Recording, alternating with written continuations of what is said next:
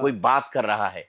लेकिन डिप्रेशन में तो ऐसा होता है कि आपकी बात करने की इच्छा ही नहीं होती, आपकी उठने की इच्छा नहीं होती, आपकी खड़े होने की इच्छा नहीं होती, आपकी तमाम इच्छाएं मर जाती है और ऐसा लगता है कि ये इंसान जो मुझसे को देख रहा है वो बड़े डाउट से देख रहा है। हाँ। इस ट्रॉमा से, इस अपघात से, इस क्राइसिस से कैसे निकला जाए, इसके लिए क्या क्या करना चाहिए एक ऐसे इंसान को जो डिप्रेसिव टेंडेंसी रखता हो? मैं बताता हूँ जी, ऐसे लोगों को ना सबसे ज़्यादा ज़रूरी होता है एकांत।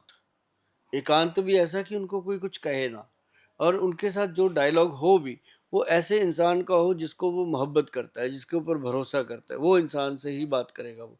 और धीरे-धीरे करके जब वो इन चीज़ों के पास आता है, तो एक मेरे पास अभी पेशेंट आया था जी पीछे, ऐसे बैठ गया। अब उससे मैं क्या करूँ?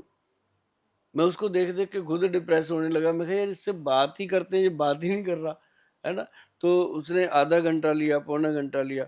फिर मैंने उसकी फैमिली को बोला, मैं कहा जी आप बाहर जाओ। बाहर गए वो। हमारे पास ना एक औषधि आती है जिसका नाम है द्राक्षाशव। वो हमने गिलास में लिया, उसको डोज़ बनाई, उनको पिलाई।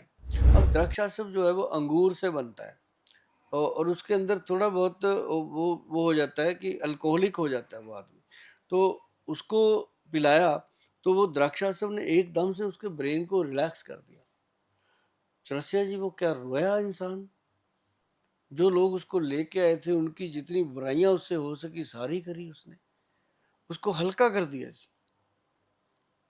और जब वो रोया तो मैंने उसके पाँव पकड़े, बड़ा था मेरे से 10 साल, पाँव पकड़े और उसको मैंने ऐसे सैल्यूट किया। मैं कहा धन्यवाद। इतने स्ट्रेस में आप जी रहे थे, आपने लॉक ही नहीं खोला। आज आपने लॉक खोला, मेरा हाथ ही ऐसे दोनों हाथों में पकड़ के बैठ गया वो। गोयल साहब मुझे बचा लो। मतलब इतनी बात कहलाने के लिए उसको देखो हमें कितना जद्दोजहद करना। ऐसी बात नहीं, लॉक खुलते हैं जी ये, खोलने पड़ते हैं। और जैसे मेरे पास कई लोग तो नशे में डूब जाते हैं। स्ट्रेस आ गया जी, कोई चिट्टे का नशा कर रहा है, कोई अफ़ीम का नशा कर रहा है, कोई डोडे खा रहा है भूकी, और कोई शराब पीने लग गया। तरह-तरह के नशे करने लग जाते हैं लोग, जबकि वो नशे करते हैं कि शायद हम ठीक हो जाएँगे। कि वो डिप्रेशन से बाहर आ हाँ, जाएँगे, बाहर आ जाए। थोड़ा रिलैक्स होंगे। हाँ, जबकि आदमी आपने देखा होगा दारू पी के वो पास्ट में चला जाता है। बातें करेगा ऐसी, मैंने ये किया, मैंने वो किया, मैंने उसका ये किया, उसने मेरे साथ ऐसा किया। मतलब वो डिप्रेशन और बढ़ जाता है उसका। जबकि उसको चाहिए जो चीज़ें अभी अभी हमने इसी चक्कर में ना जी एक शरबत बनाया था डिप्रेशन के लोगों के लिए। वो शरबत में हमने दिया था ये ब्रह्मी वगैरह सारी चीज़ें, और एक हमने बेल का शरबत बनाया था जो पेट के लिए बहुत बेहतर है, और एक हमने उसका नाम दिया था शरबत पंजाब। मतलब वो पंजाब का शरबत तो मैंने रिफाइंड कर दिया कि ये शरबत पंजाब है, पंजाबियों की शान है। तो वो ना उसके साथ ना रसिया जी मैंने उनको लगाया, उसमें मेडिसिन हमने दे दी उसके अंदर। ऐसे पीते नहीं थे, खाते ही नहीं थे, हमें तो कुछ हुआ ही नहीं, दवाई नहीं खाएँगे। मैं चलो शरबत पिया करो। शरबत में हमने उनको ब्रह्मी वगैरह डाल के, शंख पुष्पी वगैरह डाल के ये सारा पाउडर उसमें तो दिया, तो वो जैसे दिन में 2-2 3-3 बार लेते थे, डिप्रेशन से बाहर आने लगे।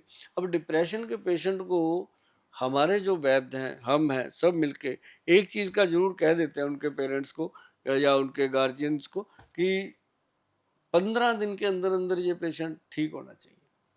और ठीक तो नहीं होता, पर ये है कि 20-25% उसमें इम्प्रूवमेंट आ जाती है पहले महीने में। और 3-4 महीने में डिप्रेशन के पेशेंट को बाहर ले आते हैं, और वही बातें करता है वो नॉर्मल बैठ के कि गोयल साहब फिर हम उसको दिखाते हैं पहले दिन वाली फ़िल्म कि पहले दिन तुमने हमारे साथ क्या किया था। कई तो मुझे गालियाँ दे देते हैं आके, मतलब सुननी पड़ती है भाई, उनका हमारा काम है। तो ये डिप्रेशन जो है ना जी इतनी हद तक चला जाता है, कइयों ने तो स्टोरियाँ सुनाई हैं कि गोयल साहब हमने तो अपनी लाइफ़ ही स्वैल्प कर देनी थी। बिज़नेस में घाटा हो गया तब, किसी की गर्लफ्रेंड से ब्रेकअप हो गया तब, किसी का कोई ऐसा काम ऐसा हो गया जो घर घर में पता नहीं उसने किया हुआ था कि प्रॉफ़िट हो जाएगा, शेयर खरीद लिया, ये हो गया, उसमें लॉस हो गया। ना इधर बताने के लायक, ना उधर बताने के लायक, अंदर ही अंदर लोग घुट रहे हैं जी, मर रहे हैं। तो समझ में नहीं आता ये डिप्रेशन का। अब कइयों को यही डिप्रेशन है कि मैं 20-25 सालों से काम कर रहा हूँ, इसने अभी 5 साल पहले काम शुरू किया था, ये तो बीएमडब्ल्यू लेके घूम रहा है, मैं अभी अपनी पुरानी गाड़ी को नहीं बदल पाया। तो ये बहुत सारी चीज़ें हैं रसिया जी जो डिप्रेशन को आदमी अब के मैं ऊपर। इसमें आता हूँ परिवार, जैसे हम्म, आपने कहा उस लॉक खोलने में हम्म, अपने परिवार के लोगों को ही उसने बोला कि भला बुरा कहा। हम्म, तो ये जो एटमॉस्फेयर एक डिप्रेसिव इंसान के आसपास जो होता है, चाहे हम्म, वो पत्नी हो, चाहे वो बच्चे हों, चाहे वो बेटी हो, चाहे वो बहू हो, इन लोगों को क्या ख्याल रखना चाहिए?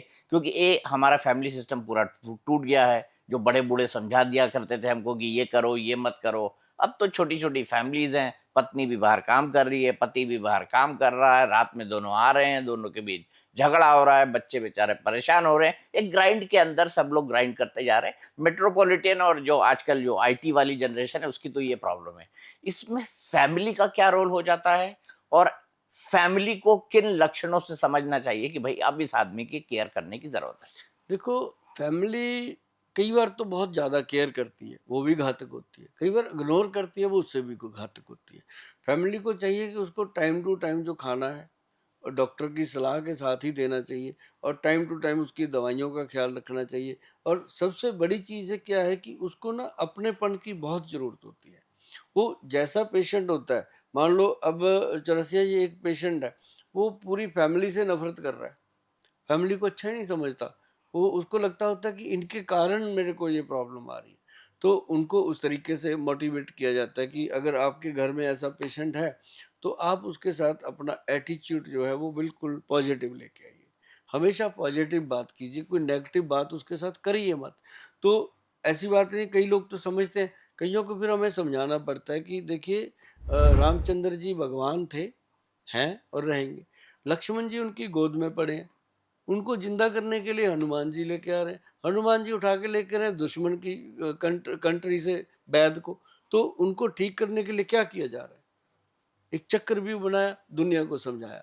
जबकि रामचंद्र जी अगर उसको कहते उठ, तो वो उठ जाता। तो इसलिए कौन सी बड़ी बात थी। लेकिन वो उस समय एक रोल कर रहे थे अपना। उनका वो रोल है, वो मर्यादा में रह करके अपना काम कर रहे थे। अगर वो उस समय भगवान का रोल करते, फिर उनके लिए समुद्र लांघना कौन सी बड़ी बात थी, वहां पुल क्यों बनाया उन्होंने। महाराज तो हो ही गए थे, हाँ, समंदर पे वो तीर तो भी हो ही मार रहे गए, थे वो। हाँ, हाँ कर जी दिया। जी। तो मतलब अगर आप भी, उनके परिवार को यही समझाया जाता है कि आप भी एक रामलीला का किरदार कर रहे हो। आप ये समझ के करो, ये समझ के ना करो कि ये हमारा भाई है, हमारा बेटा है, हमारा पति है या हमारा पिता है। मत सोचो। ये सोचो कि ये एक हम सारे जने अपना अपना करेक्टर कर रहे हैं, और इसको उस करेक्टर से बाहर लेके आना है जो एक्टिंग इसने अब शुरू कर दी। आप ये मत सोचो कि ये बीमार हो गया। तो ऐसे करके जब हम बात करते हैं, तो पूरी फैमिली पहले तो ये हैरान हो जाती है कि ये पहला वैद्य ऐसा मिला है जो हमें मतलब मरीज को मरीज कहने नहीं दे रहा। तो उधर मरीज कहता मैं मरीज है नहीं, और मैं कहता हूँ इसको मत कहो ये मरीज है। तो उसको उस तरीके से बैलेंस किया जाता है। और डाइट इसमें बहुत अच्छी होनी चाहिए, और चाहे थोड़ी खाए, हेल्दी होनी चाहिए। जैसे खीर है, दूध है, दही है, जो चीज़ उसका मन करता है खाने को वो देनी चाहिए। और ज़्यादातर इसमें रोल होता है फ्रूट्स का। फ्रूट्स इसमें बहुत फ़ायदा करते हैं, जूसेज इसमें बहुत फ़ायदा करते हैं, और जो सैलड है वो इसमें बहुत फ़ायदा करते हैं।